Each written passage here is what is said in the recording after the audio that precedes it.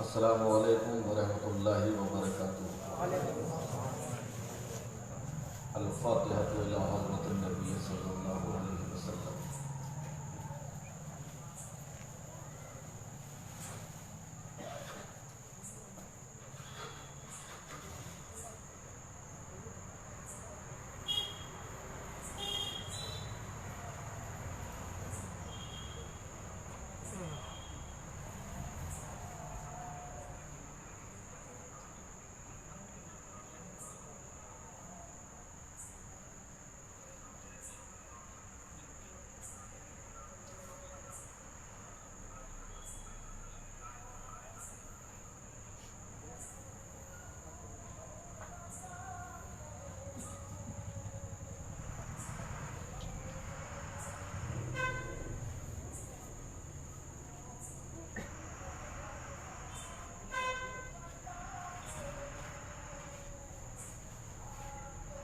غوث اعظم کو من بے سر و ساما مدد، قبلہ دی مدد، کعبہ ایمان مدد، بگرداب بلا افتادہ کشتی، ضعیفان و شکستہ رت و کشتی، بحق خواجہ عثمان ہارون مدد کن یا معین الدین چشتی۔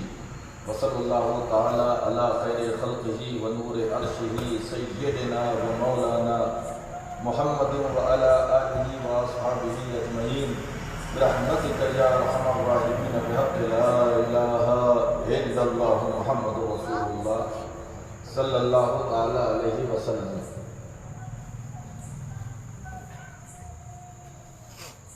نعرہ تکبیر، اللہ اکبر، نعرہ تکبیر، اللہ اکبر، نعرہ رسالت، یا رسول اللہ، نعرہ رسالت، یا رسول اللہ، نعرہ تکبیر، اللہ اکبر۔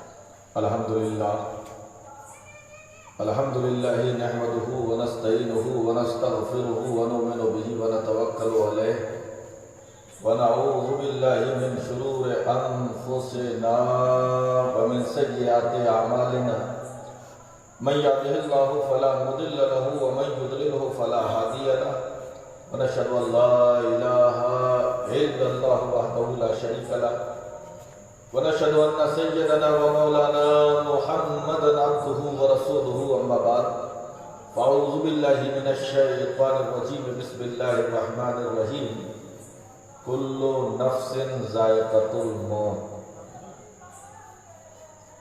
صدق الله العظيم وصدق رسوله النبي الأمين المعين المكين المتين الكريم ونحن على ذلك لمن الشاہدین والشاکرین والحمد للہ رب العالمین۔ آئیے سب سے پہلے مل کر ہم اور آپ انتہائی عقیدت و محبت کے ساتھ بارگاہ رسالت پناہ میں ہدیہ درود پیش کریں۔ پڑھیے بابا سے بلند، اللہم صلی علی سیدنا و شفیعنا نبینا کریمنا مولانا محمد مبارک وسلم۔ صلاۃ و سلام علیکہ یا رسول اللہ صلی اللہ تعالی علیہ وسلم۔ نبی اور آل نبی کی محبت میں پورا مجمع بابا سے بلند ہدیہ درود پیش کرے۔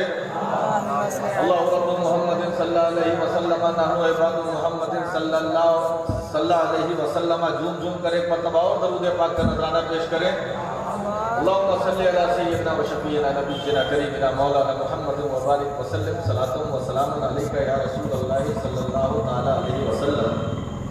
اسٹیج پر رونق افروز علماء کرام، حاضرین محفل، میرے بزرگوں، نوجوان ساتھیوں، پیارے بچوں، اسلامی پردہ نشین ماؤں اور بہنوں، آپ تمامی حضرات پر اللہ تبارک و تعالیٰ کی بے حد و بے شمار عنایتیں اور اس کے حبیب و محبوب یعنی ہم سب کے آقا و مولا تاجدار مدینہ راحت قلب و سینہ جناب احمد مصطفیٰ محمد مصطفیٰ ارواحنا فدا صلی اللہ علیہ وسلم کی رحمتیں آپ تمامی حضرات پر نازل ہوں، آمین کہہ لیجیے، اور ساتھ ہی ساتھ خطاکار گنہگار پر بھی نازل ہوں۔ انہی کی محفل سنوارتا ہوں، چراغ میرا ہے رات ان کی، اور انہی کے مطلب کی کہہ رہا ہوں، زبان میری ہے بات ان کی، اور برگ ہنا پہ لکھتا ہوں میں درد دل کی بات، شاید کہ رفتہ رفتہ لگے دل ربا کے ہاتھ، انداز بیاں گرچہ بہت شوق نہیں ہے، شاید کہ اتر جائے تیرے دل میں میری بات۔ حضرات میں دیکھ رہا تھا کہ جیسے ہی میں نے موضوع سخن جو آیت مبارکہ ہے اس کی تلاوت کی ہے تو بہت سے لوگ غور سے دیکھنے لگے۔ انشاءاللہ اس کے تعلق سے کچھ عرض کروں گا، اپنے اسلاف کے دستور پر عمل کرتے ہوئے چند اشعار ہم اور آپ مل کر گنگنا لیں۔ ایک مرتبہ اور آواز بلند درود پاک پڑھ لیجیے۔ اللہم صلی علی سیدنا و شفیعنا نبینا کریمنا مولانا محمد مبارک وسلم، صلاۃ و سلام علیک یا رسول اللہ صلی اللہ تعالی علیہ وسلم۔ عرش حق ہے مسند رفعت رسول اللہ کی، عرش حق ہے مسند رفعت رسول اللہ کی، اور دیکھنی ہے حشر میں عزت رسول اللہ کی، دیکھنی ہے حشر میں عزت رسول اللہ کی، عرش حق ہے مسند، اور قبر میں لہرائیں گے تا حشر چشم نور کے، قبر میں لہرائیں گے تا حشر چشم نور کے، کب جلوہ فرما ہوگی جب، جلوہ فرما ہوگی جب طلعت رسول اللہ کی، جلوہ فرما ہوگی جب طلعت رسول اللہ کی، دیکھنی ہے حشر میں عزت رسول اللہ کی، اور وہ جہنم میں گیا جو ان سے مستغنی ہوا، وہ جہنم میں گیا جو ان سے مستغنی ہوا، ہے خلیل اللہ حاجت رسول اللہ کی، ہے خلیل اللہ تو حاجت رسول اللہ کی، دیکھنی ہے سبحان اللہ، اور تجھ سے اور جنت سے کیا مطلب وہاں بھی دور ہو، کیا بات ہے، واہ واہ کیا بات ہے، تجھ سے اور جنت سے کیا مطلب وہاں بھی دور ہو، کیوں ہم رسول اللہ کے جنت رسول اللہ سبحان اللہ، نعرہ تکبیر، نعرہ تکبیر، نعرہ رسالت، نعرہ رسالت، مفتی سید گوہر ربانی صاحب قبلہ، مفتی سید گوہر ربانی صاحب قبلہ، مسلک اہل سنت، مسلک اہل سنت، نعرہ تکبیر، نعرہ رسالت، کتنی افضلیت ہے، ہم رسول اللہ کے جنت، ہم رسول اللہ کے جنت رسول اللہ کی، اور اسی زمین پہ مجھے محدث اعظم ہند کے بھی ایک دو شعر یاد آ رہے ہیں کہ کوئی ہے خاتون جنت اور کوئی سردار بہشت، ہے خاتون جنت کوئی سردار بہشت، کتنی پاکیزہ ہوئی عطرت رسول اللہ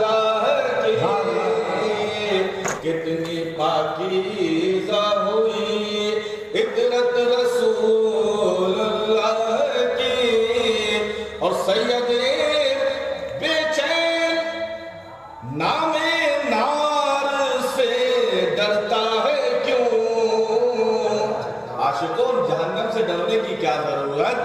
سید بے چین نامے نار سے ڈرتا ہے کیوں؟ کیونکہ اس کو ٹھنڈا کر چکی رحمت رسول، اس کو ٹھنڈا کر چکی رحمت رسول اللہ کی، دیکھنی ہے حشر میں عزت رسول اللہ کی۔ اسی لیے میں کہتا ہوں کہ عاشق کبھی موت سے ڈرتا نہیں، وہ تو قبر میں بھی جاتا ہے تو مسکراتا ہوا جاتا ہے کہ جن کا کلمہ پڑھتے تھے، جن کی نعتیں پڑھتے تھے، جن کا ذکر سنتے تھے، جن پر درود پڑھتے تھے، جن کا ذکر سن کے مچلتے تھے، جن کے حسن کا تذکرہ سنتے تھے، قبر کی رات ہے میرے آقا تشریف لائیں گے، دونوں عالم کے شہنشاہ تشریف لائیں گے۔ حشر کیا ہے جی؟ ہے نا؟ کبھی غور کرو، اللہ کو معلوم نہیں ہے کیا کہ کس کے کتنے نیکیاں ہیں، کتنے گناہ؟ بولو معلوم ہے کہ نہیں؟ ہمیں دو دو بٹھا رکھے ہیں، اللہ کو اس کی ضرورت نہیں ہے، ہے نا؟ اللہ کو معلوم ہے کہ کون کتنی نیکیاں کرے گا، کون کتنے گناہ کرے گا، کس کی کتنی نیکیاں ہیں، کتنے کس کے گناہ ہیں۔ پھر میزان عدل قائم کرنے کی وجہ کیا؟ نیکیاں تولنے کا سبب کیا؟ جب اللہ کو معلوم ہے کہ کون گنہگار ہے، کون نیک ہے، تو پل صراط قائم کرنے کی ضرورت کیا؟ جب اللہ کو معلوم ہے کہ کون جنتی ہے، کون دوزخی ہے، تو یہ اہتمام کرنے کی ضرورت کیا؟ عالم خیال میں جب سوال کیا تو ایک عاشق پکار اٹھا، گوہر ربانی، اللہ کو یہ چیزیں قائم کرنے کی ضرورت نہیں ہے، لیکن بس سنو، فقط اتنا سبب ہے محشر کا کہ ان کی شان محبوبی دکھائی جانے والی، مصطفیٰ کی شان دکھائی جائے گی۔ پل صراط قائم ہے، گنہگار امتی گزر رہے ہیں، میرے نبی رب سلم کی صدائیں بلند کر رہے ہیں، گنہگار امتیوں کو پار لگا رہے ہیں، نیکیوں میں کمی پڑ رہی ہے تو اللہ کا پیغمبر اللہ کی عطا سے نیکیوں میں اضافہ کرتا ہوا نظر۔ دیکھنے والے ہم دیکھیں گے کہ مصطفیٰ کا جلوہ کیسا ہے، جو نہیں بھی مانتے ہیں وہ بھی مانیں گے، کیا بات ہے، کیا بات ہے، جو نہیں مانتے ہیں نا وہ بھی مانیں گے، لیکن وہاں کا ماننا کام نہ آئے گا۔ آج لے ان کی پناہ، کیا بات ہے۔ وہاں تو نبی کے جلوے کو دیکھ کر کفار و مشرکین بھی کہیں گے کہ یہی محمد رسول اللہ ہے، یہی اللہ کے محبوب ہیں، انہی کی وجہ سے کائنات بنی ہے، اپنے ہو، پرائے ہو، دوست ہو، دشمن ہو، سب نبی کو مانیں گے، لیکن وہاں کا ماننا کام نہ آئے گا۔ آج لے ان کی پناہ، آج مدد مانگ ان سے، آج لے ان کی پناہ، آج مدد مانگ ان سے، کل نہ مانیں گے قیامت میں اگر مان گیا، کل نہ مانیں گے قیامت میں اگر مان گیا، تو دوستو موقع ابھی ہے نا؟ میں بڑی کشمکش میں ہوں کہ جس ٹریک پر نکل گیا ہوں اسی ٹریک پر چلوں کہ واپس آؤں۔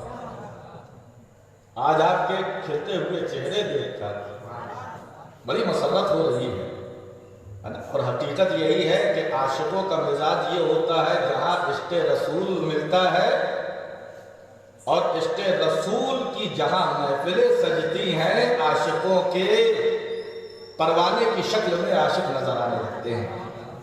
خلاصہ کلام یہ کہ آئیے، میں نے آیت مبارکہ جس کی تلاوت کرنے کا شرف حاصل کیا، میں نے جیسی تلاوت کی تو بہت سے لوگ تو گھبرا گئے، جہاں میں نے کہا کلو نفس ذائقۃ الموت،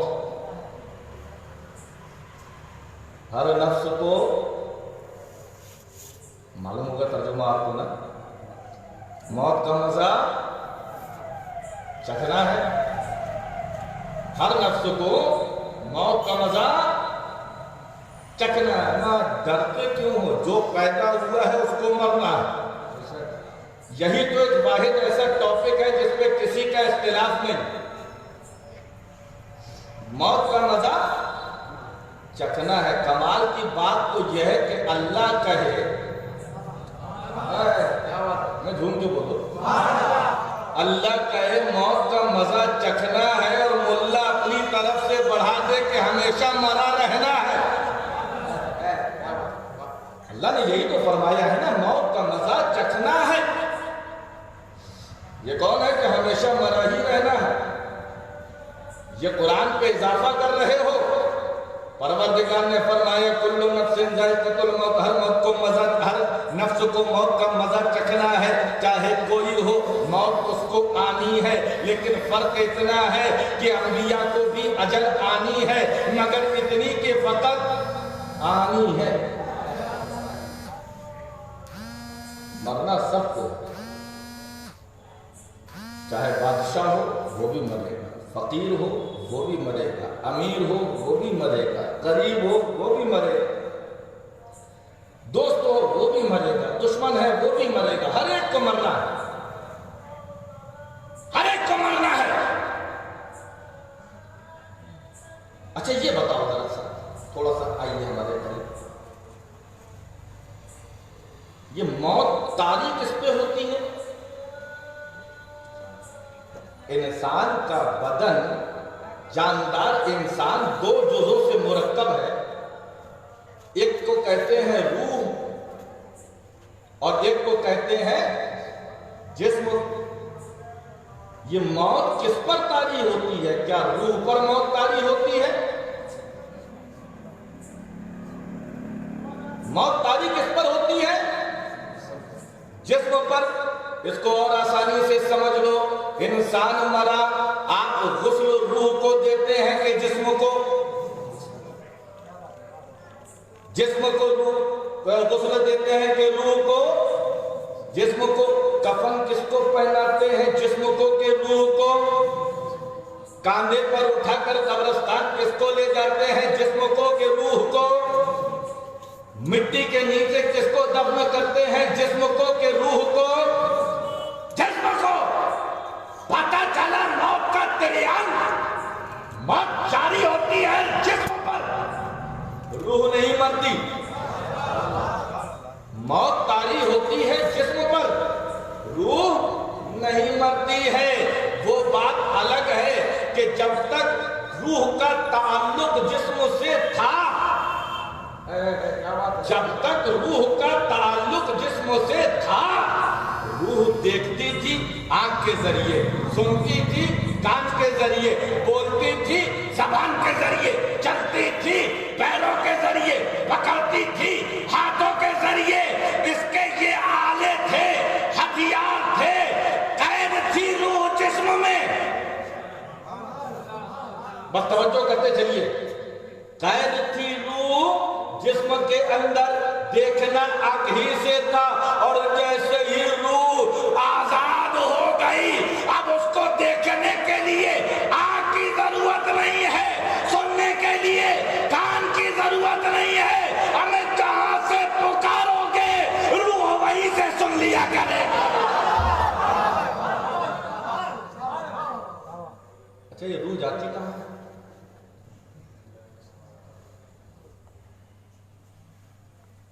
اسی لیے تو اہل سنت کہتے ہیں کہ اللہ کا ولی جب تک زندہ رہتا ہے اختیار والا رہتا ہے، اور وصال کے بعد اس کا اختیار اور بڑھ جاتا ہے۔ آپ کہیں گے کہ روح کہاں رہتی ہے؟ حضرت روح مرتبوں کے اعتبار سے عالم برزخ میں رہتی ہے، کسی کی اعلیٰ علیین میں رہتی ہے، کسی کی اسفل السافلین میں رہتی ہے، شہیدوں کی جو ہے سبز پرندوں کے تالے میں رہتی ہے۔ جس کا جیسا مقام ہوتا ہے ویسا اس کی روح کا مقام ہوتا ہے۔ اور روح کا کنیکشن جسم سے ہوتا ہے. آپ مزار پہ کھڑے ہو کر فاتحہ پڑھ رہے ہیں، روح سن رہی ہے.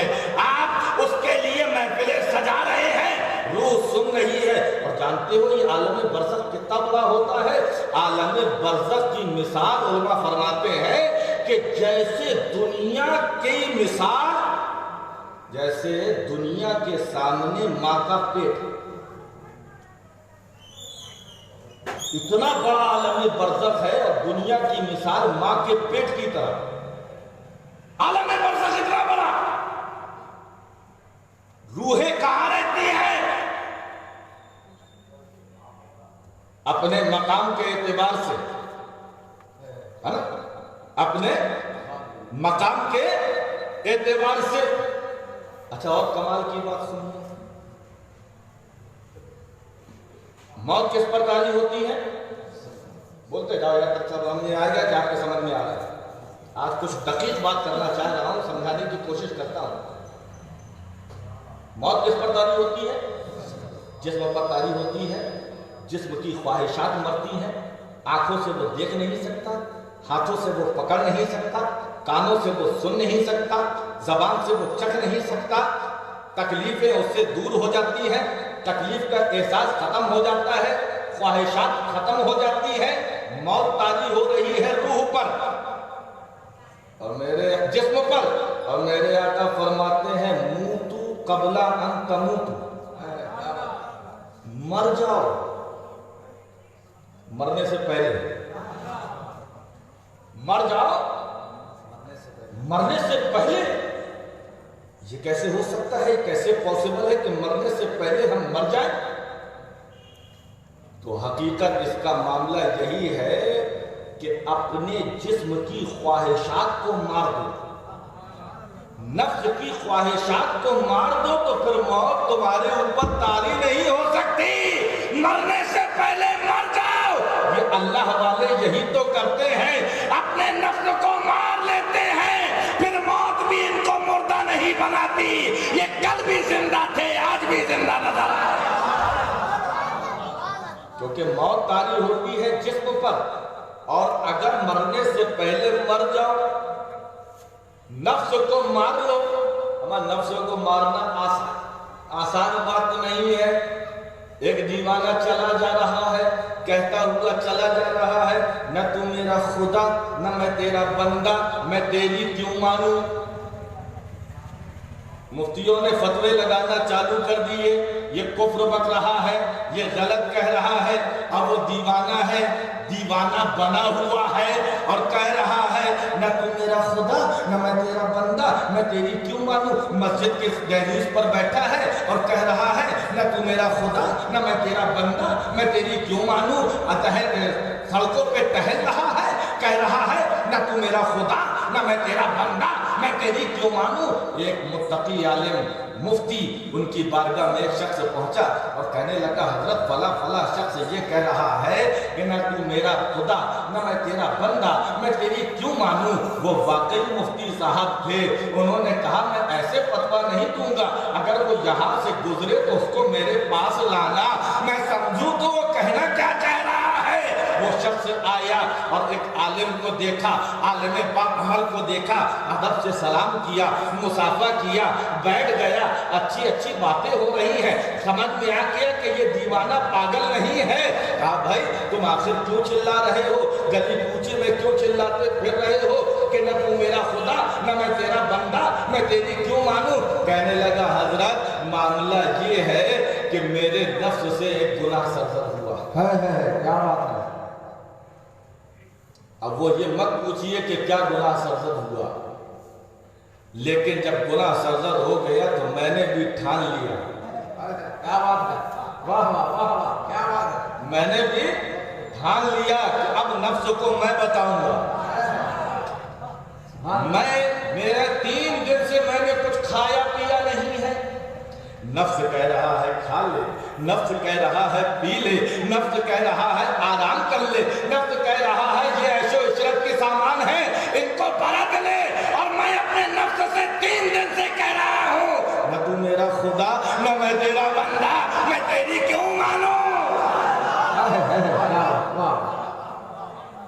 نفس کو مارنا آسان نہیں ہے نا؟ ایک پیر صاحب نے کہا مریدوں سے کہ بھائی دینی کام کے لیے چندہ دو. ایک شخص آیا, اس نے نوٹوں سے یا اشرفیوں سے بھری ہوئی تھیلی لا کے پیش کی. اب جیسی تھیلی پیش کی تو آس پاس جو مریدین بیٹھے تھے, ماشاءاللہ سبحان اللہ, کتنے بڑے سخی آدمی ہیں یہ, کتنی داد و دہیج کرتے ہیں, کتنے سخی آدمی ہیں, دیکھ کر کتنا ڈرتے رکھتے ہیں. یہ سنا, تھوڑی دیر خاموش رہا, کہا پیر صاحب تھیلی واپس دیجیے. پیر صاحب تھے, پیر صاحب کون تھے؟ آج کل تو پیر لنگوں کو پیر ملتے ہیں. اللہ تبارک و تعالی ہم کو صحیح معنوں میں شریعت پر عمل کرنے والا بنائے. یاد رکھو, طریقت بے شریعت وادی پرخار ہے مظہر, میں وحدت پیو لیکن ہو پیمانہ محمد کا, میں وحدت پیو لیکن ہو پیمانہ محمد کا. پہلا اسٹیپ شریعت ہے, اگر شریعت پہ پابندی نہیں ہے تو طریقت نہیں ہے. علامہ مدنی میاں صاحب ایک مثال دیا کرتے ہیں اکثر, وہ کہتے ہیں میں مثال دیتا ہوں, شریعت کی مثال سر کے بالوں جیسی ہے. کیا بات ہے, شریعت کی مثال سر کے بالوں جیسی ہے, اور طریقت کی مثال بالوں کے بیچ کی مانگ. یہ تو ہو سکتا ہے کہ شریعت ہو طریقت نہ ہو, بال ہو مانگ نہ نکالو, لیکن یہ نہیں ہو سکتا کہ بال نہ ہو اور مانگ نکلیے. تو بغیر شریعت کے طریقت نہیں. پیر صاحب کی اللہ والے پہ دے دی تھیلی. اب یہ تھیلی لے کر جیسے ہی اٹھا, لوگ ملامت کرنے لگے, کیسا نالائق آدمی ہے. ابھی تعریف کر رہے تھے, ارے بہت بڑے سخی ہیں, ارے بہت بڑے دھرماتما ہیں, بہت بڑے زندہ دل آدمی ہیں, بہت دین کا خیال رکھنے والے ہیں. اور جہاں تھیلی واپس لے لی تو لوگ برا بھلا کہنے لگے, کیسا مرید ہے, کیسا نالائق مرید ہے, کیسا ناہنجار مرید ہے, کیسا بخیل ہے, دے کر واپس لے رہا ہے, تھوک کر چاٹ رہا ہے. اب لوگ برا کہہ رہے ہیں, یہ مرید مسکرا رہا ہے. لوگ برا کہہ رہے ہیں, یہ مرید مسکرا رہا ہے. لوگ برا بھلا کہنا. یہ تھیلی اٹھا کے گیا, رات کو تنہائی میں پیر کی بارگاہ میں آیا, کہا حضرت یہ تھیلی کو قبول کر لیجئے. کہا تم نے واپس کیوں لیا؟ کہا حضرت میں نے جیسے ہی تھیلی دی ہے لوگوں نے تعریف کی, میرا نفس موٹا ہو گیا, میرا نفس موٹا ہو گیا, میرا نفس خوشامد پسند ہو گیا. میں نے نفس سے کہا اچھا تو ایک مرتبہ خوش ہوا ہے, اب میں تمہیں زندگی بھر تمہارے اوپر ملامت بھجواؤں گا. آقا اس کو قبول کر لیجیے, لیکن میری ایک التجا ہے کہ میرے زندہ رہنے تک اس راز کو ظاہر مت کیجیے گا. نفس کو مارنا آسان کام نہیں ہے. جب اللہ والے ریاضت کی بھٹی میں اپنے آپ کو تپا لیتے ہیں نا, تو بس موت کا مزہ چکھتے ہیں, پیٹ بھر کر کھاتے نہیں ہیں. اور زمین ان کے جسموں کو گلاتی نہیں ہے. زمین میلی نہیں ہوتی, زمن میلا نہیں ہوتا, غلاموں کے محمد کے غلاموں کا کفن میلا نہیں ہوتا. آپ کہیں گے قبر سے کیسے؟ قبر میں جو جاتا ہے وہ مٹی میں مل جاتا ہے, قبر میں جو جائے گا وہ مٹی میں مل جائے گا. ہاں مٹی میں مل جاتی ہے, انسان مٹی سے بنا ہے, مٹی میں مل جاتی ہے, لیکن اللہ کا جس پر فضل ہوتا ہے. میرا پیغمبر ارشاد فرماتا ہے ان اللہ حرم علی الارض ان تاکل اجساد الانبیاء ونبی اللہ حی و یرزق. اللہ نے زمین پر حرام کر دیا ہے کہ نبیوں کے جسم کو کھائے, تو اللہ کے نبی زندہ ہیں اور ان کو رزق بھی دیا جاتا ہے. معاملہ یہ ہے. اور آئیے, اب اینٹیں بنتی ہیں کہ نہیں؟ یہاں بنتی ہیں اینٹ. اینٹ کاہے کی بنتی ہے؟ بولو, مٹی سے. اور اینٹ کو بھٹی میں پکایا جاتا ہے. جب بنتی ہے کچی تو رہتی ہے پیلی، اور جب بھٹے میں پک جاتی ہے تو ہو جاتی ہے لال۔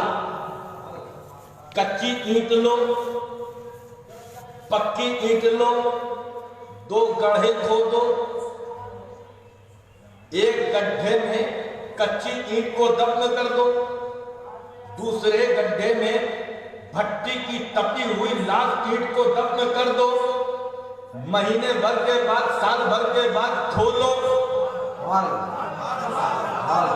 جھوم کے بولو، سمجھ گئے ہو تو آوازیں بلند کرو یا رسول اللہ۔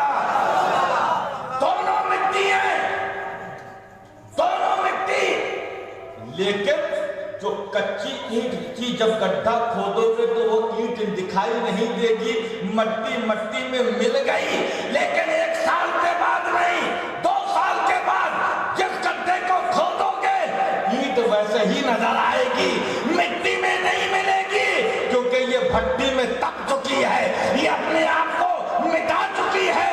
یہی حال اللہ والوں کا ہوتا ہے، یہ اپنے نفس کو ریاضت کی بھٹی میں دبا کر اتنا پختہ بنا لیتے ہیں کہ قبر میں جانے کے بعد بھی کفن میلا نہیں ہوتا، بدن میلا نہیں ہوتا۔ نفس کو مارنا آسان نہیں، غالباً بابا فرید الدین گنجے شکر غالباً عبادت و ریاضتوں سے فارغ ہو کر گھر واپس آئے،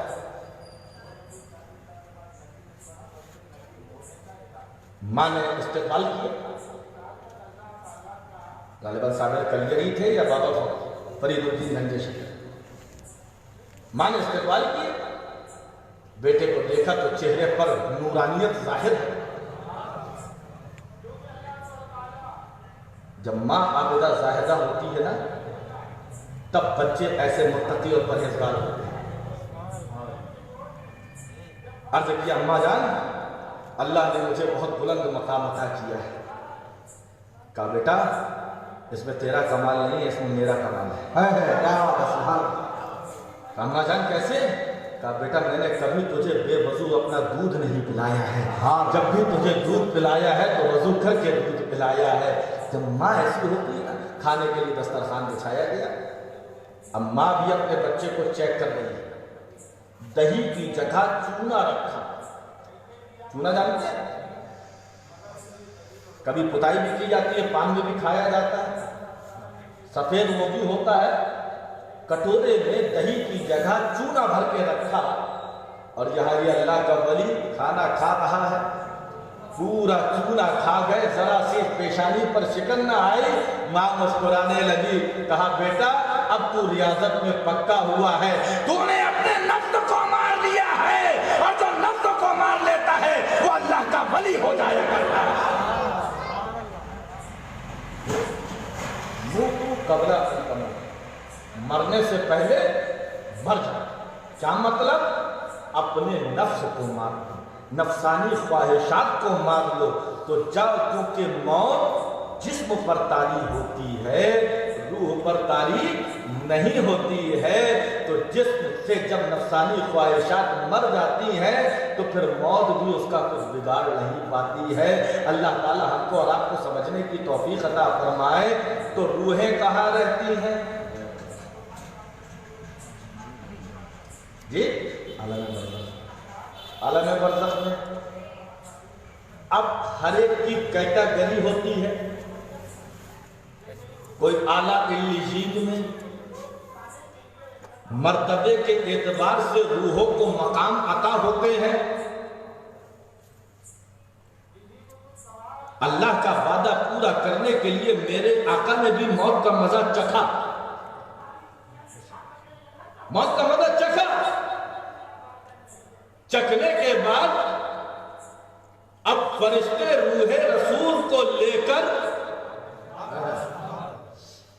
سوچنے لگے کہ اس کو رکھے کہاں، ان کی شان کے مطابق مقام کون سا؟ اگر چاہے کوثر پر رکھیں تو وہاں تو نبی بن جاتے ہیں. اگر کعبے میں رکھیں تو یہ ذات وہ ذات ہے جو خود کعبے کا کعبہ ہے. کہاں رکھا جائے؟ مجھے کہنے میں دیا جائے عرش پہ اگر لے کے جاتے کہ عرش پر رکھا جائے تو عرش تک تو میرے نبی کے قدم پہنچ چکے ہیں. روح کہاں رکھی جائے؟ حکم ہوا ہوگا میرے نبی کی روح کے شایان شان کوئی جگہ نہیں ہے. روح محمد کو جس میں محمدی میں رکھ دیا جائے. روح محمد کو جس میں محمد ہی میں رکھ دیا جائے صلی اللہ علیہ وسلم. اسی لیے علماء اہل سنت فرماتے ہیں نبی کی زندگی باقاعدہ جسمانی زندگی ہے. نبی اپنی قبر سے سنتے بھی ہیں, لوگوں کی امداد بھی فرمایا کرتے ہیں. جب نبی کے بدن سے وہ بات الگ ہے کہ ایک بحث چلتی ہے کہ مکہ افضل ہے کہ مدینہ افضل ہے. مکے میں چاہے زمزم ہے, صفا مروہ ہے, حجر اسود ہے, مقام ابراہیمی ہے. کہنے والے کہتے ہیں مکہ افضل, کچھ کہنے والے کہتے ہیں مدینہ افضل. لیکن عاشق ان لبھیڑ میں نہیں پھنستے. وہ یہ کہتا ہوا نظر آتا ہے کہوانا صحیح افضل, مکہ ہی صحیح ظاہر. ہم عشق کے بندے ہیں, کیوں بات بڑھائی ہے؟ مدینے اور مکے کی افضلیت پر تو بحث ہے, لیکن علماء کا اس بات پر اتفاق ہے کہ وہ مٹی, وہ زمین جو نبی کے جسم سے مس ہے, جس میں اطہر سے ملی ہوئی ہے, وہ عرش الہی سے بھی افضل ہے. وہ عرش الہی سے بھی افضل ہے. تو جب جسم کا یہ مقام ہے تو روح کا مقام کیا ہوگا؟ میرے نبی کی روح کو میرے نبی کے بدن پر لے کر لوٹا دیا گیا. اب امتی بلاتے ہیں یا رسول اللہ مدد کیجئے, یا رسول اللہ مدد کیجئے. کچھ لوگوں کے منہ بگڑ جاتے ہیں, یا کے ذریعے سے نہیں بلانا چاہیے, یا کے ذریعے سے نہیں بلانا چاہیے, مردوں کو نہیں بلانا چاہیے. ارے کہا تم کہہ رہے ہو مردے؟ میرے نبی تو ایسے جانے مسیحا ہے کہ جن کے تلووں کا دھوبن ہے آب حیات ہے, وہ جانے مسیحا ہمارا نبی. مردوں کو نہیں بلانا چاہیے. میں قرآن سے ثابت کر دوں گا تو مردوں کو بلایا جائے. حدیث سے تو مولانا ثابت کریں گے. علماء اہل سنت کے پاس ہر دعوت کا جواب ہے. جنگ کے بعد نبی کفار و مشرکین سے کہہ رہے ہیں کیوں اپنے مقام کو پہنچ گئے؟ صحابہ نے کہا یا رسول اللہ یہ مردے سنتے ہیں؟ کہا سنتے بھی ہیں. اچھا سوچیں, غور کرو, یہی کفار و مشرکین ہیں. ان کے لیے قرآن کہہ رہا ہے انکا لا تسمع الموتى. اے محبوب یہ مردے ہیں ان کو مت سنائیے. جب چل پھر رہے ہیں, ابو جہل چل رہا ہے, ابو جہل پھر رہا ہے, ابو جہل کھا پی رہا ہے, ابو جہل تجارت کر رہا ہے, ابو جہل منصوبے بنا رہا ہے, تو قرآن کہہ رہا ہے کہ مردہ. اور یہی نہیں, ابو جہل دیکھتا بھی تھا, سنتا بھی تھا, بولتا بھی تھا, اور قرآن کہہ رہا ہے سنو بکمن امیون فہم لا یرجعون. یہ آنکھ رکھ کر بھی اندھا ہے, یہ کان رکھ کر بھی بہرا ہے, یہ زبان رکھ کر بھی گونگا ہے. اور یہی قرآن اس حسین کے لیے جس کا گلا کاٹ دیا گیا ہے, سر نیزے پر بلند ہے, بدن زخموں سے دور ہے, سانسیں رک چکی ہیں, یہی قرآن اعلان کر رہا ہے وَلَا تَقُولُوا لِمَنْ يُقْتَلُ فِي سَبِيلِ اللَّهِ أَمْوَاتٌ بَلْ أَحْيَاءٌ.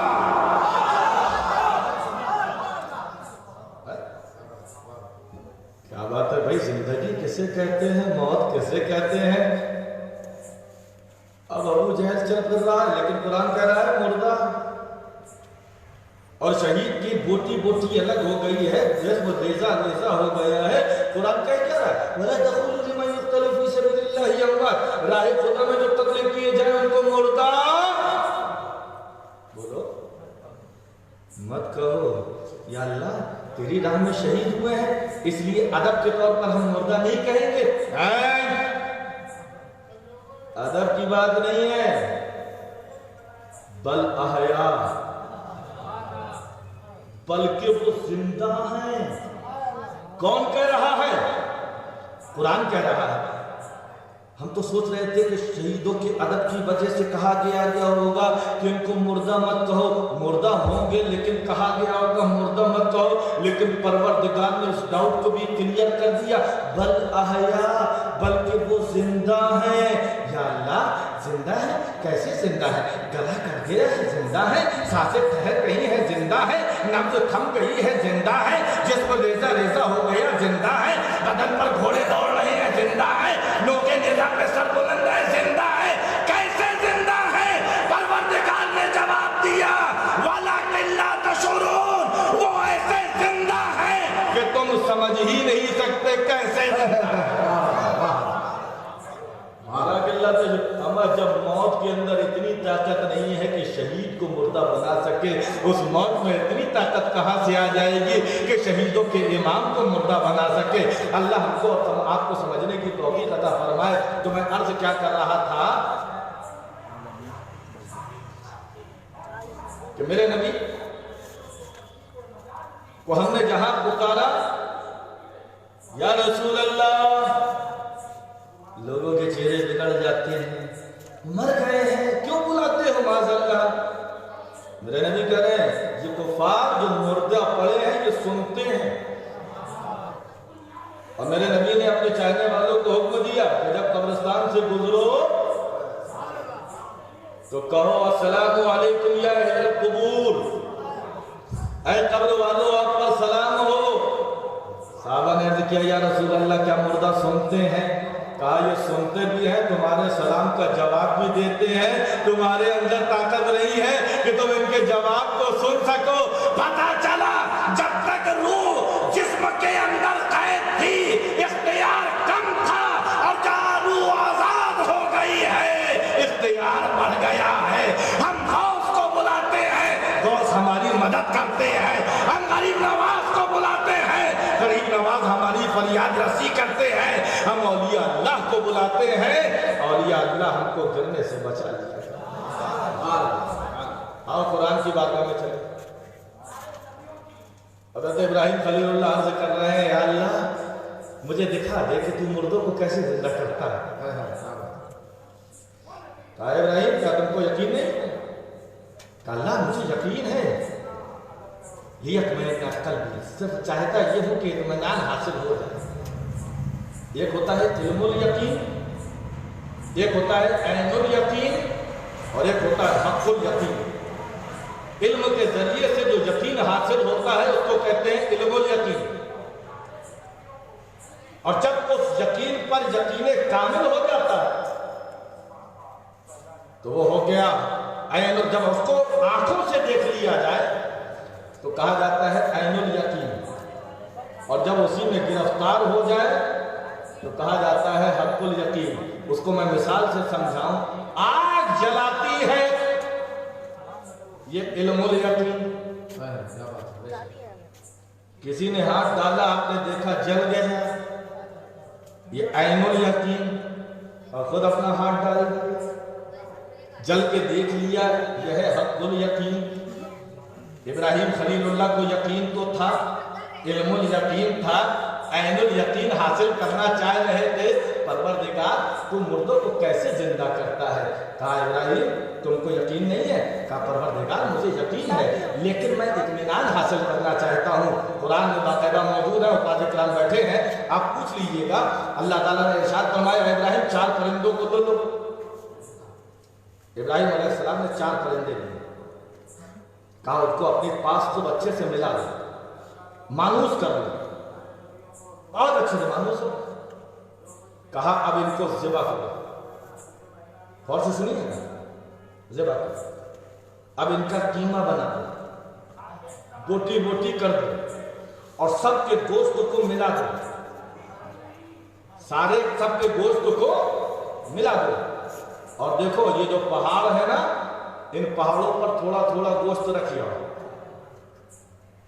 4 پرندے ہیں، چاروں کا گوشت ملا دیا گیا. اور کہنے والے نہیں مر کر مٹی میں ہم مل جائیں تو اللہ کیسے زندہ کرے گا؟ دیکھو وہ اللہ ہے. چاروں پرندوں کے گوشت کو ملا لیا گیا، مکس کر لیا گیا. کہا گیا پہاڑوں پہ رکھ دو. پہاڑوں پہ ابراہیم خلیل اللہ نے گوشت رکھا. اللہ نے حکم دیا کہ ان کی منڈیوں کو اپنے پاس رکھو. چاروں منڈیاں اپنے پاس رکھی. اب اللہ ارشاد فرماتا ہے ابراہیم اب ان کو بلاؤ. کس کو بلاؤ؟ بولو. زندہ ہے؟ کس کو بلاؤ؟ مردوں کو بلاؤ. اور کون کہہ رہا ہے؟ کیا بات ہے؟ کون حکم دے رہا ہے؟ اللہ حکم دے رہا ہے. پکارو پکارو. پرندے مردہ ہے، قیمہ قیمہ ہو گئے ہیں. پروردگار کہہ رہا ہے ابراہیم اب بلاؤ. یاتینہ کا سایہ، تم بلاؤ گے نا، زبان تمہاری ہوگی اثر میرا ہوگا. زبان تمہاری ہوگی اثر میرا ہوگا. پروردگار خود زندہ کر سکتا تھا، لیکن پروردگار نے چاہا دنیا دیکھ لے کہ اللہ اپنے خلیل کو کتنا اختیار دیتا ہے کہ زبان خلیل کی ہوتی ہے، کلام خدا کا ہوا کرتا ہے. مردے تھے کہ نہیں تھے کہ زندہ تھے وہ؟ بولو. ابراہیم خلیل اللہ نے بلایا، جیسے بلایا قرآن میں آتا ہے یہاں سے ایک بوٹی اٹھی، اس پہاڑ سے دوسری اٹھی، تیسرے پہاڑ سے تیسری اٹھی، چوتھے پہاڑ سے چوتھی اٹھی. اب ہوا میں سب مکس ہو رہے ہیں، ہوا میں مکس ہو رہے ہیں، اور ساری بوٹیاں مل مل کے جسم بن گیا، جسم بن گیا، جسم بن گیا. چاروں پرندوں کے جسم بن گئے اور بغیر سر کے پتہ چل گیا سر کی ضرورت بھی نہیں ہوتی اللہ چاہے تو. کائنات نے دیکھا تھا ابراہیم خلیل اللہ نے اللہ کے حکم سے پرندوں کو بغیر سر کے چلایا تھا. یا میرے مصطفیٰ کا لال بغیر تھر کے نو کے نیزہ پہ قرآن پڑھتا ہوا نظر آیا. سبحان اللہ سبحان اللہ. نعرہ تکبیر، نعرہ تکبیر، نعرہ رسالت، نعرہ رسالت. حضور شیر ربانی، حضور شیر ربانی، جشن عید میلاد النبی. بلایا کس کو تھا بھائی؟ زندوں کو. بولو کس نے بلایا؟ اپن مولوی مولانا نے نہیں بلایا، خلیل اللہ نے بلایا. اور ہم اگر بلا لے یا غوث المدد تو چہرے چہرے ہو جاتے ہیں. کیا سے کیا کہا جاتا ہے؟ ابراہیم خلیل اللہ نے بلایا، کوئی ہوائی بات نہیں ہے. علماء کرام موجود ہیں، آپ قرآن اٹھا کے دیکھ لیجیے. اور یہ وہ کلام ہے کہ جس کے ذرے برابر جس میں شک نہیں، جس کے ہر حرف پر ہمارا ایمان لانا ضروری ہے. چاہے وہ آیت ناسخ ہو، چاہے آیت منسوخ ہو، سب پر ایمان لانا ضروری ہے نا. اور جیسے ابراہیم خلیل اللہ نے بلایا، جو جمع ہو رہے ہیں قیامت میں اللہ سامنے نے کہا کہ آپ کے آگے ہوگا کیسے قبر سے اٹھیں گے، کیسے قبر سے اٹھیں گے. اللہ یہ تو خلیل اللہ ہے، میرے آقا کی امت کے ولی اللہ کا وہ عالم ہے. کیسے بولو. خلیل اللہ نے اللہ کے حکم سے بلایا. اجزاء ادھر ادھر ہو گئے تھے، لیکن امت محمدی میں نبی کا ایسا لاڈلا بھی ہے جس کو دنیا محبوب سبحانی، قطب ربانی، قندیل نورانی، شیخ لاسانی، شہباز لامکانی، پیران پیر، روشن ضمیر، دستگیر کے نام سے جانتی ہے، جو 70 سالہ ڈوبی کشتی کو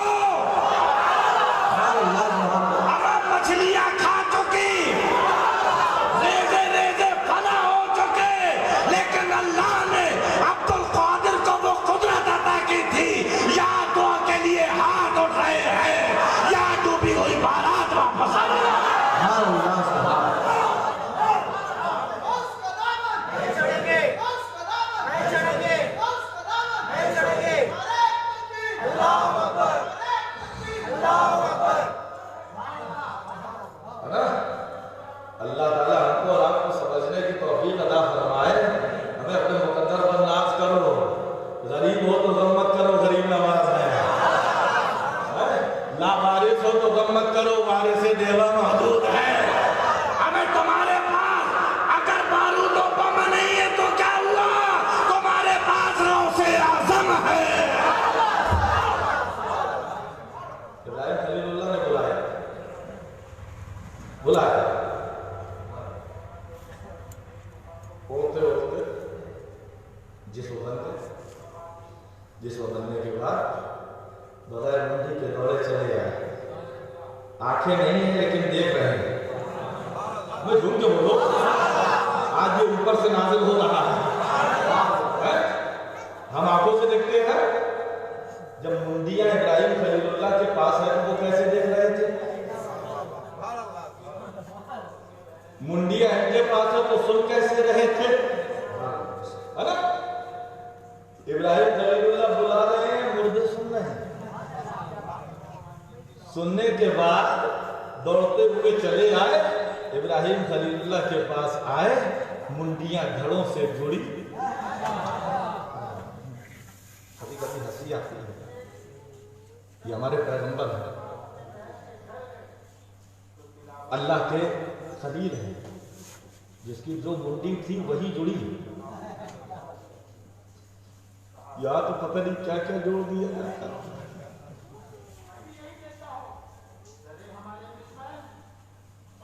گردن اتنی، سر اتنا.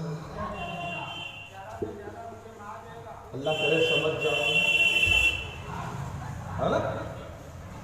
یہاں جس کی جو منڈی تھی اسی میں جڑ گئے، پرندے اڑ گئے.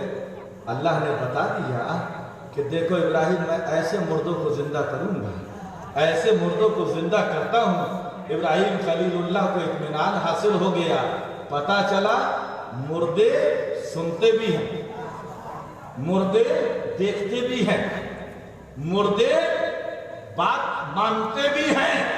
اما جب یہ پرندوں کا یہ عالم ہے تو اللہ کے نیک بندوں کا عالم کیا ہوگا؟ اور جب بندوں کا یہ کمال ہے تو حبیب اللہ کی کیا شان ہوگی؟ ہم یا رسول اللہ کہتے ہیں، ہم کو ملتا ہے تو ہم بلاتے ہیں، ہے نا؟ کہنے والے کہتے ہیں رسول اللہ اتنے دور مدینے میں یہ کیسے سنیں گے؟ ارے نادانو، نماز پڑھتے ہو؟ بولو، نماز پڑھتے ہو؟ اتحیات پڑھنا واجب. ایک لفظ بھی چھوٹا واجب مکمل نہیں. انجانے میں چھوٹ گیا سجدہ سہو واجب. جان بوجھ کے چھوڑا نماز دوہراؤ. بلکہ بعض اوقات تو کفر بھی ہو سکتا ہے جان بوجھ کے چھوڑنا. یہ اتحیات ہے، عبادت خدا کی ہو رہی ہے. اللہ اکبر کہا جا رہا ہے واسطے اللہ تعالیٰ کے. منہ میرا طرف کعبہ شریف کے. رکوع اللہ کے لیے، سجدہ اللہ کے لیے، سر جھک رہا ہے اللہ کے لیے، دل جھک رہا ہے مصطفیٰ کے لیے، سر جھک رہا ہے اللہ کے لیے. اللہ نے نماز میں بٹھا کے کہا پڑھو السلام علیکہ ایھا النبی، السلام علیکہ ایھا النبی. علماء موجود ہیں مجمع میں بھی، ان سے پوچھئے گا حرف ندا 5 ہوتے ہیں جنہوں نے نحمیر بھی پڑھی ہوگی.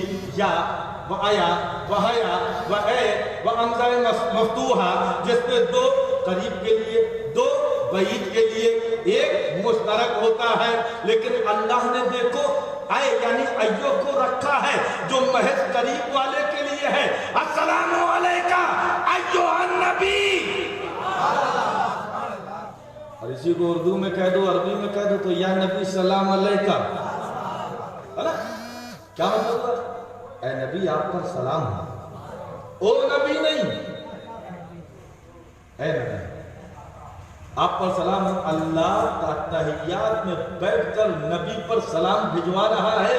اور آؤ امام غزالی کی بارگاہ میں چلو تو امام غزالی فرماتے ہیں کہ جب تشہد میں پہنچو اور السلام علیکہ ایھا النبی پر پہنچو تو اپنے دل کی طرف توجہ کرو اور یہ سوچو کہ دل میں مصطفیٰ موجود ہے، دل میں مصطفیٰ موجود ہے، اور دل میں مصطفیٰ کی موجودگی میں ان کو سلام پیش کرو۔ ایو کا لفظ قریب والے کو بلانے کے لیے استعمال ہوتا ہے۔ اچھا یہ بات ایمانداری سے بتاؤں، مجھے احساس ہے دیر ہو گئی، بس تقریر ختم کرتا ہوں۔ سرکار دو عالم صلی اللہ علیہ وسلم حیات ہیں، صدیق اکبر نماز پڑھ رہے ہیں، وہ بھی کہہ رہے ہیں السلام علیکہ ایھا النبی، ہے نا؟ فاروق اعظم ہے، وہ بھی کہہ رہے ہیں السلام علیکہ ایھا النبی۔ عثمان غنی ہیں، وہ بھی کہہ رہے ہیں السلام علیکہ ایھا النبی۔ نبی موجود ہے، نبی موجود ہے، اور یہاں نبی پہ سلام ہو رہا ہے۔ آپ کہیں گے یہ تو قریب کی بات ہے، آؤ اور صاحب ہیں، کوئی سلمان فارسی فارس میں رہتے ہیں، نبی ابھی حیات ہیں، وہ بھی کہہ رہے ہیں السلام علیکہ ایھا النبی، وہ بھی قریب سمجھ رہے ہیں۔ صہیب رومی روم کے وہ بھی کہہ رہے ہیں السلام علیکہ ایھا النبی۔ پوری دنیا میں جہاں جہاں صحابہ پھیلے ہوئے ہیں، نبی حیات ہیں، وہاں جان رہے ہیں کہ نبی مدینے میں ہے، لیکن صحابی کا عقیدہ تھا کہ نبی مدینے میں بھی ہے اور نبی مومنوں کے سینے میں بھی ہے، وہ وہاں سے بھی سنتے ہیں، دل کی صداؤں کو بھی سنتے ہیں۔ تبھی تو قاضی ایاز مالکی نے شفا شریف میں لکھا ہے، اچھا گھر میں جاتے ہو تو قرآن کہتا ہے کہ جب گھر میں داخل ہو تو سلام کرو، کرتے ہو سلام کی نہیں؟ بولو کیا کہتے ہو؟ السلام علیکم۔ اب گھر تم پہنچے، گھر میں کوئی نہیں، گھر میں کوئی نہیں، اب کیا سلام کرو گے؟ بولو۔ قاضی ایاز مالکی شفا شریف میں لکھتے ہیں کہ اگر گھر میں کوئی نہ ہونا تو گھر میں داخل ہو کر کہو السلام علیکہ ایھا النبی، یا کہو الصلاۃ والسلام علیکہ یا رسول اللہ۔ کیا آپ فرماتے ہیں؟ اس لیے کہ روح نبی صلی اللہ علیہ وسلم ہر مومن کے گھر میں موجود رہتی ہے، ہر مومن کے گھر میں موجود رہتی ہے۔ جو ایمان والا ہے وہ نبی کی نگاہوں میں ہے، جو ایمان والا ہے نبی کی رحمت اس کے گھر میں سایہ کی ہے۔ اللہ تبارک و تعالیٰ ہم کو اور آپ کو سمجھنے کی توفیق عطا فرمائے۔